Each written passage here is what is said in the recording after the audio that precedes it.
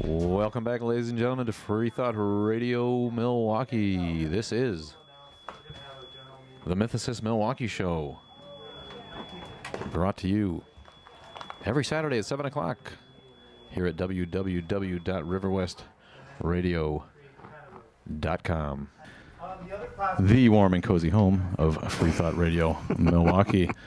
Tonight's guest is a mythicist and a talented musician who has produced 2 detailed JMT video series, and I've been educated tonight 5 times or 6. JMT stands for Jesus, Myth, Theory. The first one is called Jesus, Hebrew Human or Mythical Messiah. That's based on Earl Doherty's work, The Jesus Puzzle. The second series is called Excavating the Empty Tomb, based on the works of Earl Doherty, Richard Carrier, and Dennis MacDonald. Excavating the Empty Tomb Part 1 has gotten over 78,000 YouTube views. The well-known YouTuber is a former Christian living in the Nashville area. Yikes. Please welcome TruthSurge. Are you there, TruthSurge? And the crowd goes wild. I always think there should be a reverb with that name, a TruthSurge, Surge. Right. That's awesome. Big, arena echo with, roaring crowd, but unfortunately, all I've got here is crickets. I need my military clap. Need my cricket drop here. What's behind that name? Yeah, it was very, very nice of you to invite me on. I'm very honored. I saw you had some other people on that are, kind of, I don't know, way, way, way more famous, I guess, quote unquote, and more some scholars like Richard Carrier and so forth. And I'm just an enthusiast / hobbyist. Oh. Nah, not at all. I looked at a couple of your videos, and they're absolutely captivating. You're a wacky personality and a cult of charisma of his own. And you got thousands and thousands of views on YouTube, so don't spin it that way. You're not Lawrence Krauss, and you're not Neil deGrasse Tyson, but you're a big player, my friend, and we're happy to have you on. I appreciate the modesty. Not needed, though. Not needed. So you deserve it. Tell me about the name. Is that just a thing? Is there any story behind it? Yeah, I was trying to come up with some name, and just I had seen some, how people put like these little, what do they call them? These snips at the end of their forum posts. It's like some signature or whatever. They put some little quote at the bottom, and it's just always at the bottom of their post. And this one person had, "We don't need a troop surge, we need a truth surge." And I think this was a Christian person that was posting that. And so later on, I just thought, man, that's not a bad name, Truth Surge. It's a good name, and I like that you bring up the fact that you took it out of a Christian's mouth. I love doing that and turning that stuff around. Because the one thing I really hate is the way that people of faith pretend that their faith is truth. It not only is insulting, but it takes, to me, the power away from the faith. Is it particularly tough in Nashville dealing with what you do? Well, I don't live in Nashville, but I live about 4 hours to the west of Nashville. Somewhere near Memphis, Tennessee, that same basic area. Well, but yeah, it's definitely Bible Belt, everywhere around here, especially where I live. It's just a church. I looked in the phone book one time. I think I counted up the churches, and it was like something like 60. And I live in a town that's not a big town like the big town I live near, Memphis. It's got like over 1 million people, but where I live, it's just a small, very small town. And I'm like, man, there really is a church on every corner, and it's just that way around it. So it's when I came out of Christianity, it was very. It's kind of frightening because it's like I was Twilight Zone. I'm like, okay, I suddenly found myself not believing anymore, but I couldn't tell anybody around here locally, and I was just, in the news. Back then it wasn't like the internet so much. It was like these news groups like Usenet and so forth like that. So it was like very lonely feeling, at first. We face that with in our own struggles here in the Milwaukee area, and it's a metropolitan area, but it's a conservative stronghold, and the abuse that we feel as atheists is palpable. So I really feel for you down there in the Bible Belt. Does it bother you when people, for instance, I see the Darwin fish, and then there'll be a bigger fish that says truth? Does it bother you like it bothers me when people of faith pretend that their mythological beliefs are truth? Does that bug you? A little bit, the thing that bugs me, I don't mind somebody being ignorant, but then, because I always look back at myself and go, well, I believed this stuff at one time. So it's not a matter of whether they're a Christian or not. It's a matter to me of whether they have an arrogance about them, and things like that, or whether they're claiming that they're open-minded and they're reasonable. Then when you present them with a reasonable piece of information, they quickly show themselves that they're not interested in that. They're just interested in spouting the same things. So those are the things that bug me. It's just if I can find a Christian who would talk back and forth reasonably, then that's great. But most of the time it's like, God, I keep running into these fundamentalist types. So it's it's more rare for me to find a Christian who is more like, I don't know, they feel more willing to let me have my belief and at least chat back and forth without this weird chip on the shoulder or something like that. Yeah, so live and let live. Yeah. I've often thought that the deep arrogance is a mask for some very real insecurities. Yeah, I see it so much. I did this one video, 10 questions Christians can't answer, and I just did it, just like I did the delivery very kind of semi-arrogant with a funny face at the end of each question. Oh my God, I think it's got the most hits of all my videos, and of course it's just a funding magnet. And I mainly stopped commenting or replying on it because it was just like it became pointless to me. So I'm not really into discussing stuff with people who are so deep into it. They're so down into the matrix or the rabbit hole, whatever. I've enjoyed a lot more doing these 2 series that I did where I actually said, okay, I'm going to lay out what I really believe in as clear fashion as I know how.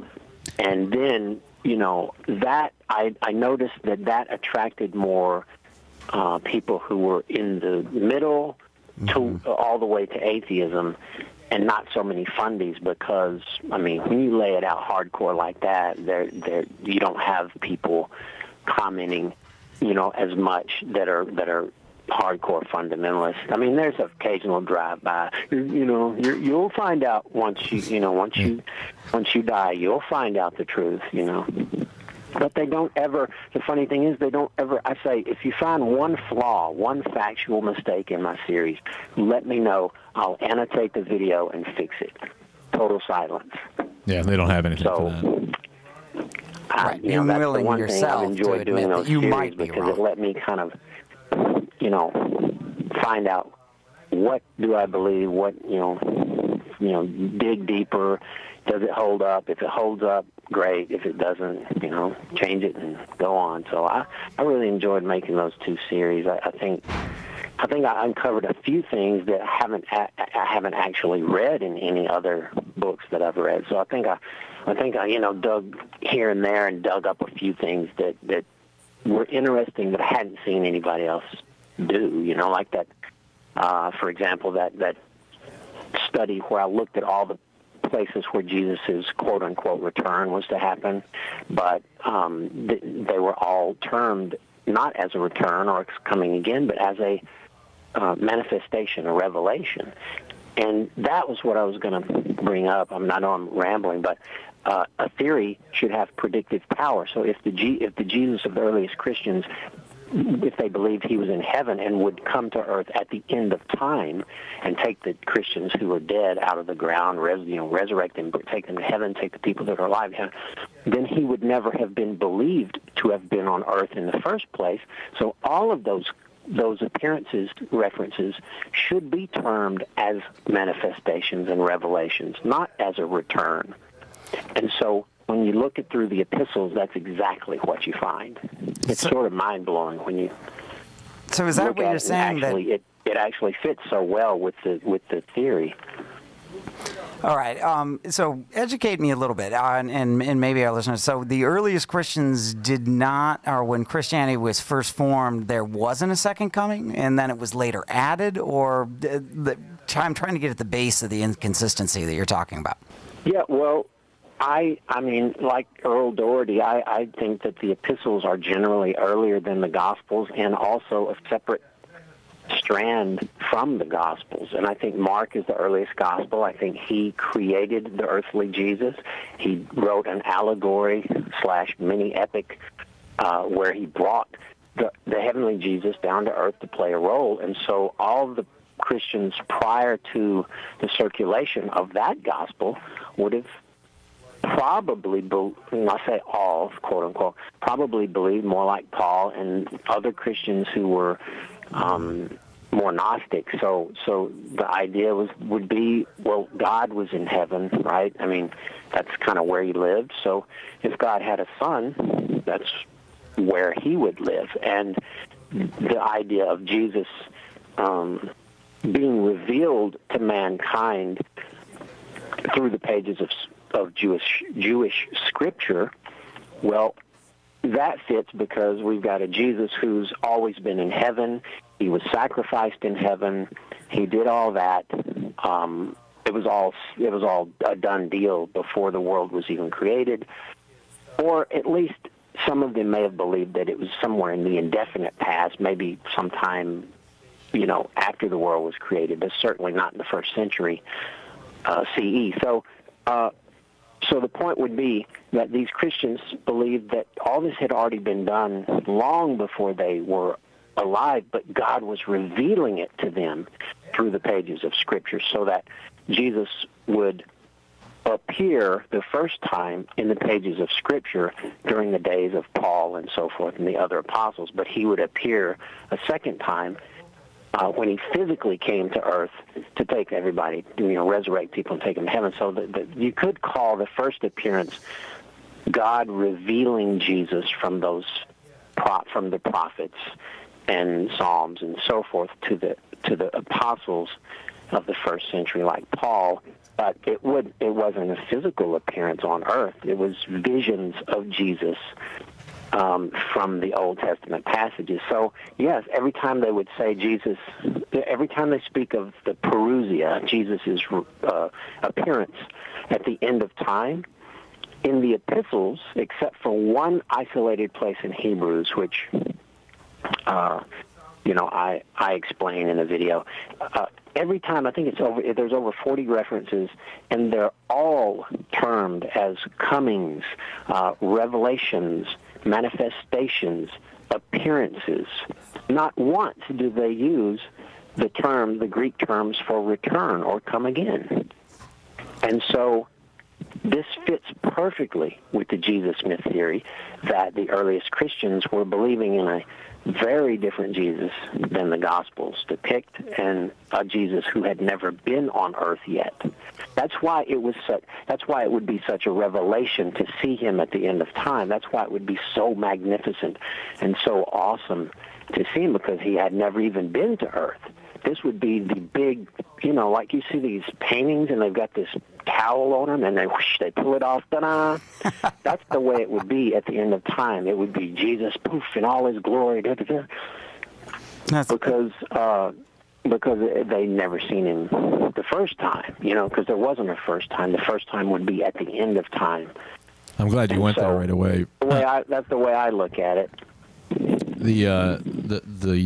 That's what jumped out at me when I looked at your stuff right away. I had never heard that either, and it makes absolute sense what you're talking about. Now, what you're saying that this is a new theory of yours? This has never been posited before? I think that the idea of Jesus showing up for the first time is not new, but I didn't ever see anyone actually sift through the epistles looking for all the references to his appearance and see whether they really were called returns or whether they were really called manifestations, revelations, appearances, and coming. All of those fit with a first appearance. Your biblical scholarship is impressive. Are you not trained at this? This is all your own research, or you do have some credentials? No, it's all just me dabbling, reading a book and going, wow. I first read Earl Doherty years ago based on a review Richard Carrier did on infidels.org, and he was very favorable of the book. And I was like, at that time, I was already an atheist, so it didn't matter, with regard to that. So I went and bought the book, and being very skeptical after coming out of Christianity, I was okay. You gotta go pretty far to convince me that Jesus didn't even exist, because at that time I was kind of leaning towards he was a regular guy that just got legendary. Some guy went around, maybe got himself killed, and then all these stories got written about him. I said, that's plausible, but I didn't know either way, so I read the book, and so I just read some books, and I dug around in these Bible websites that let you look at the Greek and the Hebrew and all that stuff, and I just dabbled in it. I just enjoyed the ideas and seeing what I could find and dredge up, and it was just me. I don't know Greek. I don't read or write it. I don't know Hebrew, but I can dig around in a lexicon and look at context and try to figure out things and look at what other people might say about it. And that's about it. Like I said, I just kind of take a topic and I try to find out as much as I can, and then maybe I do a video on it, or maybe I don't know.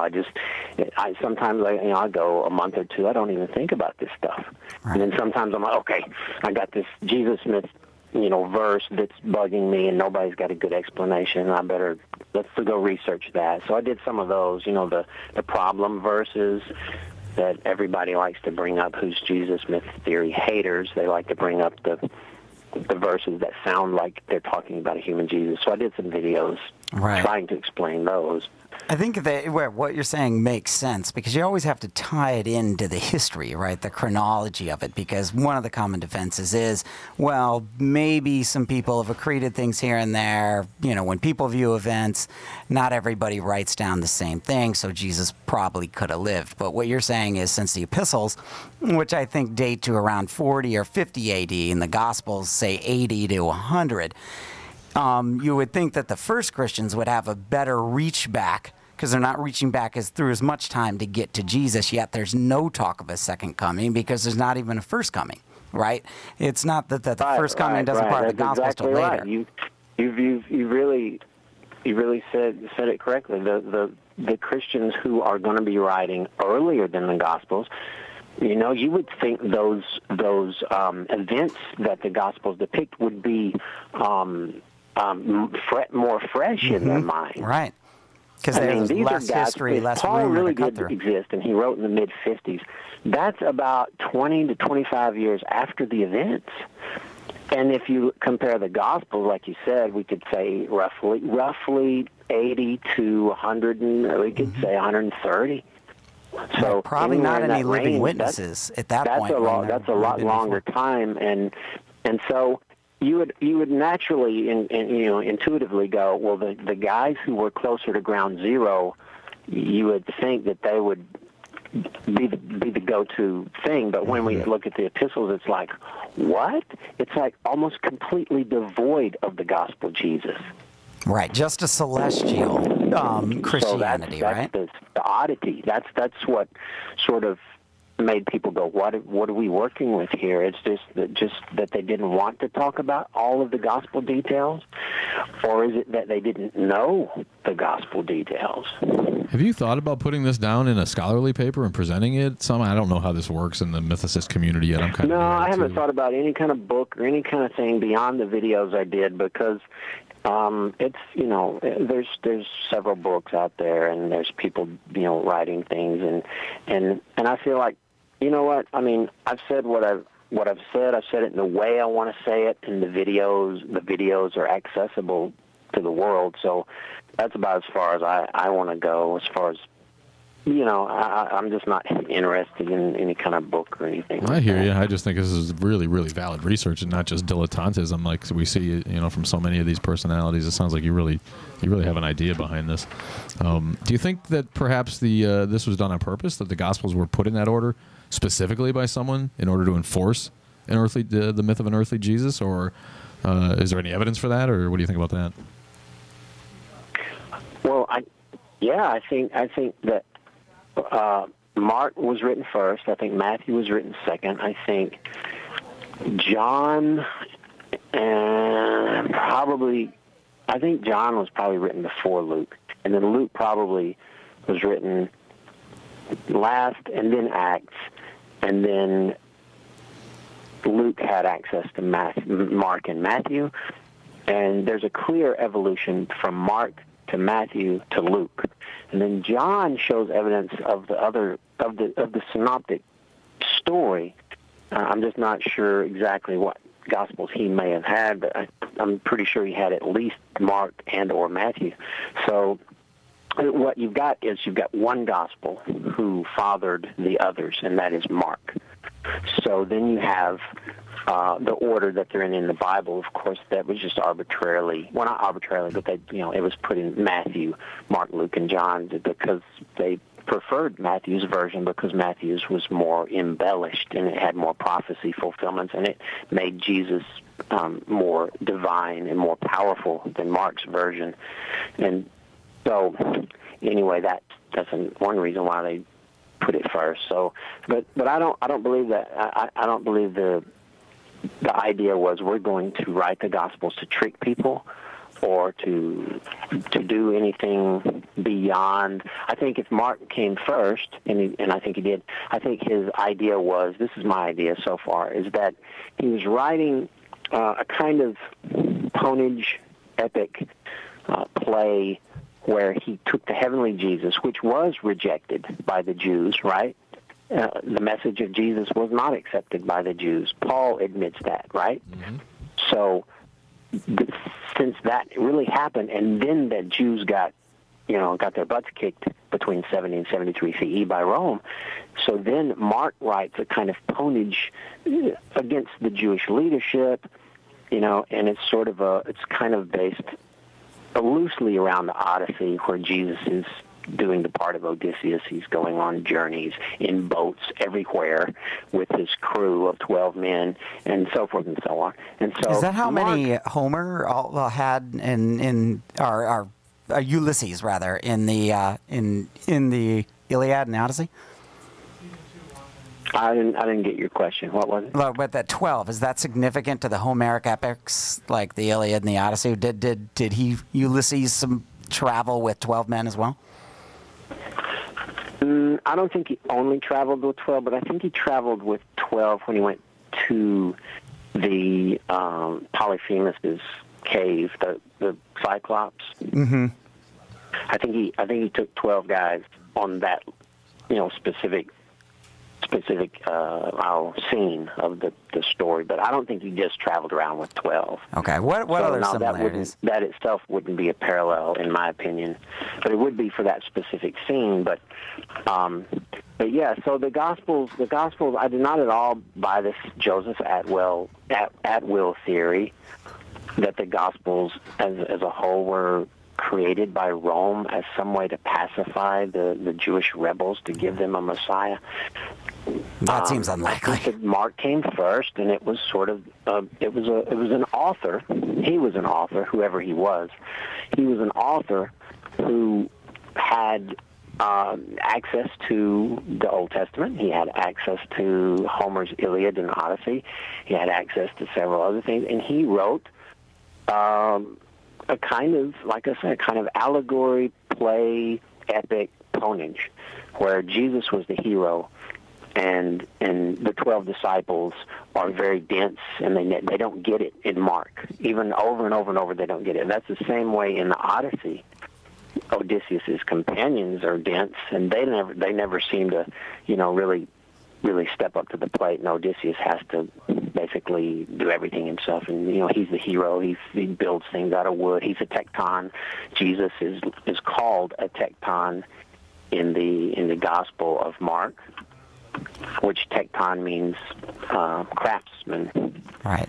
And I think he's not called Ulysses... a carpenter in Mark, which is interesting. I mean, that's an English word that would translate from tecton, but tecton really means more of a craftsman, and that's what Odysseus was. So all these parallels, and so that was the other thing I was going to say, is that there are kind of three areas that I like to lump all this stuff in. One would be the parallels from the Old Testament, from pagan, religions, and from other literary sources like the Homer's Iliad and Odyssey. The other area is the silences, which would include silences of secular and the epistles. And then the other area would be what I call the vestigial remnants of that earlier strand of Christianity, which we can find, here and there in the epistles, that just sound so odd that you have to say, oh, they were they're just talking figuratively, they're just talking symbolically, But in the Jesus myth theory, you can take them literally, and they make perfect sense. So those three areas. See, that's the problem. The people don't understand is like a Jesus myth theory it's not people just saying Jesus didn't exist because I don't want to be under the the moral and righteous authority of a holy God. No, that's not it at all. Is that in all these areas we look at, it points away from a gospel Jesus and toward the mythical Jesus of the early Christians. So. Right, a celestial God. That's how I look at it. Mm-hmm. I guess what I was asking before is why would the epistles, if they were written first, why would they have been ordered after the Gospels altogether? Did the editors have a purpose there, or do you think that was just random? Yeah, because when you have the four canonical Gospels and all the epistles that were already apparently, at least Paul, the epistles of Paul and a couple of pseudo-Pauline epistles like Ephesians that Marcion had. I used to call it Marcion. Now I call it Marcion. So you have those already floating around by probably 130, and so why would they put the Gospels first? Because they're more endearing. They're about a real man who was tangible. But chronologically, they would have to, even though they were written later. If you read the New Testament as a story, the Gospels would start first, and then the Acts of the Apostles, of course, would be after that. Right. So you have this thing that happened, so you want the stories about that to go first, which would be 33-ish A.D. or 30 to 40, sometime in that range, and then you would put the epistles. Really, you would put Acts after that, right?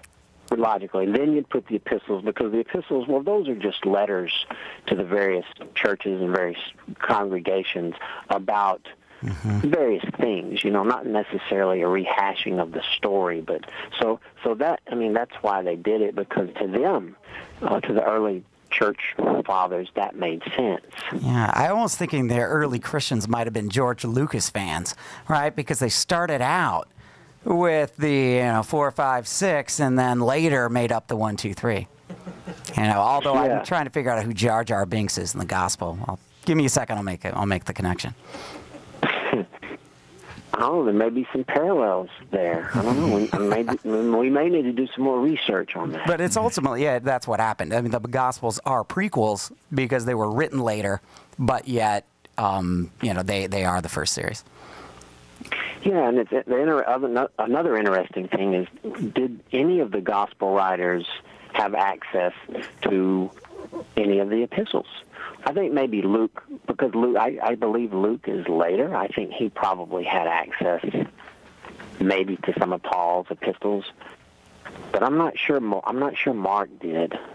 But yeah, anyway, that could be the reason why Mark is much shorter. Yeah. Interesting. So is it? Do you think too? This is the reason because the Gospels are written so much later, and that the fact that they're not recounting a real historical thing accounts for all the Gospel differences, because it seems like they're really outrageous. The contradictions. A woman found the tomb, and the tomb was found by men. It seems like these are key things that you wouldn't think people would get wrong. Yeah, that's a long discussion just right there. I mean, with the Gospels having the particular contradictions that they have, and like I said, with Matthew deliberately upgrading. Matthew is just a rewrite of Mark. And he took Mark and rewrote it. He excised all the parts about Jesus not having power, and he increased Jesus' power, and he also added more prophecy fulfillments and made them explicit, or maybe they were implicit in Mark, so forth and so on. And so, yeah, I mean, the Gospels. Each gospel author didn't concern themselves apparently with the idea that anyone would later be comparing Mark with like Luke, Mark and Luke's version, or Mark, Matthew, and Luke. It just seems to me, upon reading them, that they were concerned only about writing a better story than the previous guy and passing his version on.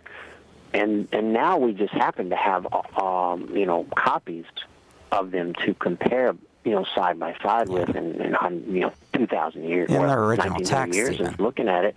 Mm-hmm. And so it is one part. It is one part of the Jesus myth puzzle, because the Gospels themselves don't support an earthly Jesus, because how would you have a guy that really lived and did anything if 99.9% of the events that are told of him come from the Old Testament and the Iliad and the Odyssey and Egyptian, maybe some Egyptian stuff, and common motifs from ancient literature? That just doesn't add up to me. Yeah. Now, so pre-gospel, before those stories are out, in the 70 to 100 range, where did Paul think, or who was writing Paul? Where did he think Christ was crucified? Is this completely a celestial event? I think it was. I think that he believed that. People used to think that Hebrews was written by Paul, but scholars believe now that it's a different person. But it's very similar to the things Paul believed. And one of the things you can find in Hebrews, I think it's chapter 9, it almost basically explicitly comes out and says that Jesus offered himself in a heavenly tabernacle, not made by human hands. The author of Hebrews sets up a a parallel, and a contrast in parallel. So basically, he says, on earth we had high priests who offered the blood of animals, but in heaven we have Jesus, our high priest, who offered his own blood. On earth we have high priests that offer, every year. Okay, over and over and over. In heaven, we have Jesus who offered once, and so forth. So he's making this contrast comparison between Jesus and the earthly high priest. That contrast comparison would break down if Jesus was actually on earth, because then he would have offered his blood on earth, which is a tainted place that's not eternal, that's not perfect. like heaven. Heaven was perfect. Earth imperfect. Heaven was eternal. Earth is not eternal. It's temporal. Heaven was the place of God in Jesus. Earth was the place of men, sinful men, and so forth. So in Hebrews, he's setting up this duality, this demarcation between the heavenly stuff and the earthly stuff. Right. Does that make sense?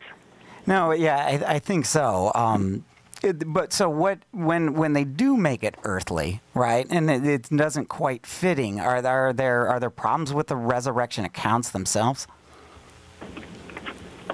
I'm not exactly sure I understand, but let me go back to that. Let me go back to that question you were asking about. Where did Jesus get killed? Jesus would have gotten killed or crucified in heaven. Really? In the lowest levels. I watched the video. If you look at Ephesians, Paul himself says in I think it's Corinthians, 1 Corinthians. He says that the rulers of this age, the archons of this eon, he says that those were the people, or the beings. He doesn't call them people, he says rulers. He says those were the ones that killed Jesus, and they would not have killed Jesus had they known it was Jesus. This is exactly what we find in the Ascension of Isaiah. If you read that document, we have Jesus taking on flesh as he descends through the 7 levels of heaven. And when he gets to the bottom level, the demons see him as a human, right? Because he's taken on human form. And the demons kill Jesus. But it was part of the plan. It was part of God's plan that Jesus would be killed. I see, like Henry V going dressing for mankind's sin. So this is what we find in Paul. Paul says that the demons, the rulers of this age, killed Jesus, and they wouldn't have done so had they known it was Jesus, because by killing Jesus, they ironically initiated or caused God's plan of salvation. That would be an irony. Yeah, okay. I mean, that's ultimate irony, that the demons actually initiated God's salvation for mankind. So now going back to Ephesians, in Ephesians, which is a pseudo-Pauline letter, it's not written by Paul, but it was a follower of Paul, he makes it more explicit. Even Origen believed that Paul meant the demons, but the writer of Ephesians says that the rulers of this dark age, and we don't fight against flesh and blood, but principalities, powers in the heavenly places. And he says that these powers, these authorities, these rulers in heaven are doing wicked things. So clearly the author of Ephesians understood Paul to mean the demons killed Jesus. Right. Now, does this Paul never says that the Jews are responsible or that Rome was responsible. Not a hint of that in any of his letters. You're listening to RiverWestRadio.com. We're talking to TruthSurge. He's a Tennessee guy, and he's out there blogging and vlogging and making vids and discovering interesting parallels between the Bible and different stories from history. And I'm interested in the Homeric epics some more, because I've never heard any of these parallels, and I loved Greek mythology growing up and all of that. So can you tell us a couple of more fun ones there that I can look for? Well, I did jot one or two down here because I knew you were going to ask me that. I've got a tweet. But okay. Let me say, I found out this by reading a book by Dennis R. MacDonald called The Homeric Epics and the Gospel of Mark. And that's where he basically lays out this idea that Mark was actually deliberately using the Odyssey and the Iliad to create scenes in his mini-epic, which is, of course, what we now call the Gospel of Mark. And so there's just so many. I mean, he wrote an entire book, and there's so many, but I included some of those in my series, Excavating the Empty Tomb. Was Hermes one of them? Somebody's tweeting in that they thought there was a parallel with this one of the stories of the wing-footed messenger Hermes. Did it ring a bell? I'm not sure. And I'm not, by the way, I'm not any expert on Greek mythologies and that kind of thing. So I'm coming at this basically, from his book, and then a little bit of extra research on my own. But one of the things is, like I mentioned earlier, that Odysseus was a very skilled craftsman. He was building everything. Build a house out of a tree and boats and all these kind of things. The BC and MacGyver? Jesus was also called a tecton or a craftsman in Mark's gospel. And the other parallel one other parallel is that the scene in the Odyssey where Odysseus is maid or nurse or whatever you want to call her, he comes back disguised. She's washing his feet, and she sees this scar on his leg, and at that point she recognizes who he is. And this is a parallel to the woman who anointed Jesus, and his disciples were griping, we could have given that money to the poor, blah, blah, blah. But Jesus says, what this woman has done will be known worldwide. She'll be worldwide famous for this act. Right, and I think what you're discussing, the washing of the feet, which was a Jewish tradition, and at one point, if people aren't familiar with the stories, right, he allows a woman to wash his feet, which would have been shocking at the time. Yeah, that's probably part of it. But here's the deal that we need to remember is that this gospel of quote unquote Mark's. We got to remember that these were not Jews writing these Gospels. Mark was probably a Roman, and so certainly, not Jewish. And these guys were using the Greek version of the Old Testament. So they were probably Gentiles. And if Matthew was a Jew, he was certainly, in my opinion, a converted Gentile. Mm-hmm. He did not grow up as a Jew, because then I think he would have been able to read Hebrew instead of having to rely on the Septuagint, which caused him a lot of problems in his version of Mark's gospel. But yeah, so I think I went off on a tangent with that. That's all right. We've only got about 15 minutes left here, so I do want to redirect you a little bit. You mentioned that you came to this on your own one day. You just didn't believe anymore. Tell us a little bit more about the process of leaving religion. What we deal with here every day is finding people who have a harder time than we did, frankly, because of oppression, their family, their work. What was the process for you, and how can you help other people come to that the surge of truth that made you change your mind? I was quote unquote saved back in, I think it was 1988, and then I started going to church, local church, First Baptist Church. It was, probably I guess it was the biggest church in the town I lived in. And so, long story short, I went to a house church. Several years after that, we started studying more, and as the deeper you study, the more problems show up. And so, I'm doubting, but I'm like, okay, well, maybe there's an explanation. And it all came kind of to this one focal point. We went to this tent revival, and the guy was talking about Noah's Ark and the flood. And at that point, it hit me. It just like, I'm not buying that. No. And so from that point on, I was still a Christian, but I was like, that doesn't add up any way I slice it. And so I had access, luckily at that time, to this software called Logos, Logos. And it was like what you can access on these Bible websites today. All the text, commentaries, Greek, Hebrew, all that. I had that on CD-ROM. So I was lucky enough to where I could study this stuff in great detail. And so what I did was I went and reread the entire Bible. That takes some time. How long did that take just by itself? Just curious. Gosh, I don't even know. But I just reread it because weeks. At that point I said, you know what? This is my new goal. I've got to find out if I was deceived or not, if I was duped.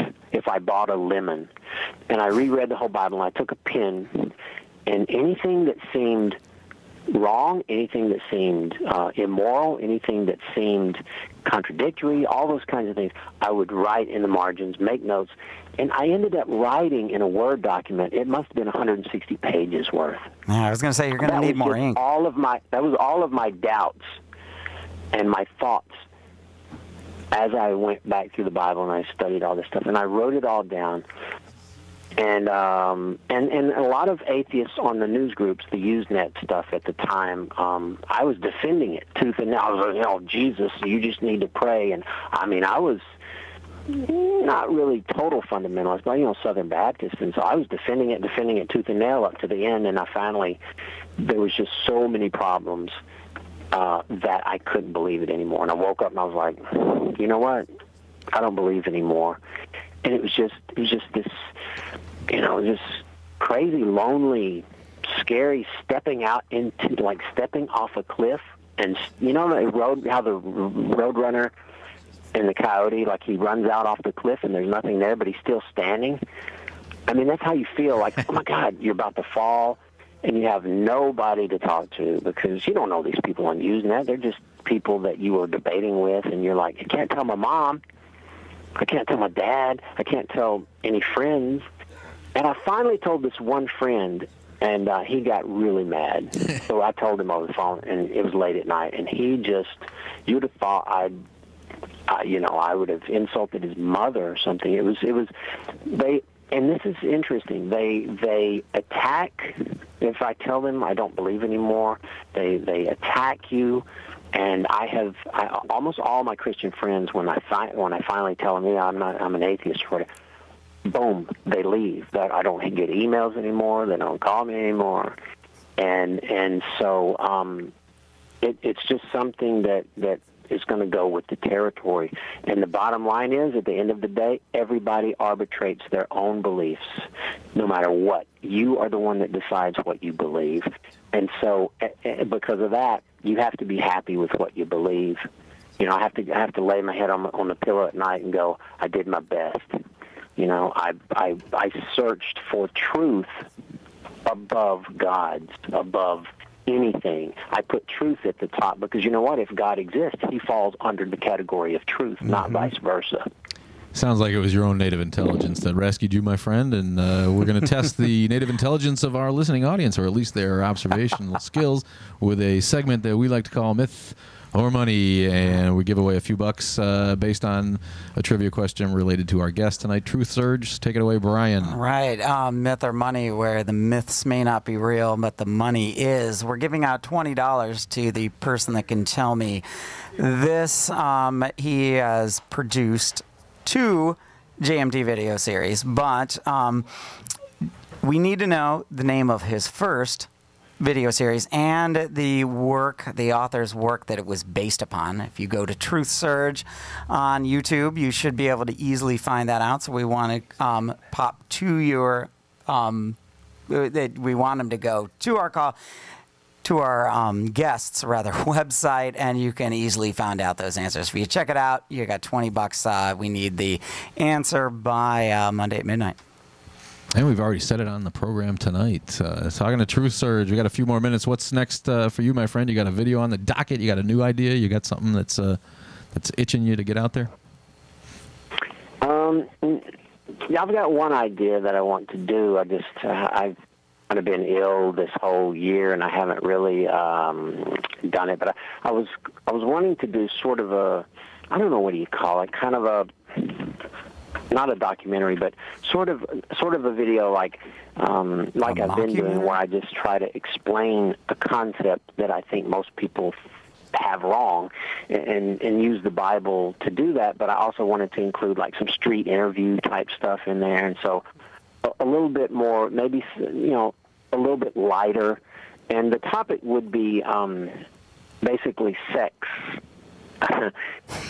and sex as it relates to, what does the Bible say about sex between 2 unmarried people? So I was going to restrict it to sex between 2 consenting adults. Is it wrong, or does the Bible condemn it, or does the Bible not say anything about it, et cetera, et cetera? Because I think most Christians would say, "Oh yeah, it's wrong. You know, that's immoral. It's fornication." So that was an idea I wanted to work on. You should find the verse where it actually recommends it. That's what we. You should find the passage in the Bible where it actually recommends sex or glorifies it, or between unmarried. The Song of Solomon will have some tasty bits in there. Yeah. So anyway, that was one idea. But beyond that, once I finished that Excavating the Empty Tomb series, it was like eating like this 20-course meal, and I was like, I'm done. So I was like, okay, I'm done for a long time. And so I just started playing these, guitar play-along videos and the odd parody song, and stuff like that. I was going to ask you about. And then I went back and did a few other Jesus myth things, looking at some of those problem verses. But yeah, I don't have anything great planned. I've just had a bad year health-wise, and so I'm trying to just sit around and see if I can kind of pull out of that nosedive. Well, your works so far are, almost Homeric epics themselves. So we're really appreciative of the work you've done so far. Would you say that you're the Weird Al Yankovic of the atheist world? I might be. I haven't actually totaled up the songs I've done. I thought about, well, how many have I even done? Maybe if I do a couple of more, I could actually have enough for, a legitimate album and just like put it out there, and it could be the Weird Al Yankovic, because doing all these not remakes, but parodies. Parody songs. Tell us about some words. You keep the music the same, but you just make more. Those tickle me. I find those to be extremely funny, no matter what the. Yeah, what are some titles? I got a lot of good feedback on that one I did, Behind Crude Lies. That's great. Okay, I'm just laughing at the titles. You got any more for me? Yeah, well, the ones I've done, let's see, Behind Crude Lies, I did I Don't Like Fundies to the tune of I Don't Like Mondays. Oh, the old Boomtown Rats song. Great song. Yeah. Nice. The silicon chip inside his head got switched to overload. And his mom didn't make him go to school a day. Instead, he wanked off there at home. I love it. Okay, that's enough. Boomtown Rats, man. I love you. That's great, man. I just like, I'll be in the kitchen, right, or the shower, or just anywhere, and my brain's going on these songs, and like as soon as I start a song, then I'll start butchering the words, and if it takes shape of any kind, I might jot it down, or I might say it on my handheld tape recorder, and then if I get motivated, I'll work it up, into a full-fledged thing. I did. What's that Dylan song? Knocking on Heaven's Door? Yeah, I did Knocking on Satan's Door. Nice. Was it Blowing in the Wind parody or something that I saw? Something I remember. No, that's the only one I did, I think, of Dylan's. Is there a lot of them, or are there just a couple of those parody songs? Yeah, those. Gosh, I don't know. Maybe there's 6 or 7 of them. 6 or 7, okay. I'm going to look for all of those. I love that stuff. And when I get some lyrics, I'm going to send them to you, and then you can make them into a song. Yeah, just send them, man. We can turn it into something funny, Yeah, well, I did one that's not Christian-based. I did Ugly Woman instead of Pretty Woman. Nice. So that was just like wild hair. I don't know. Broadly appealing. Inspired by Tennessee.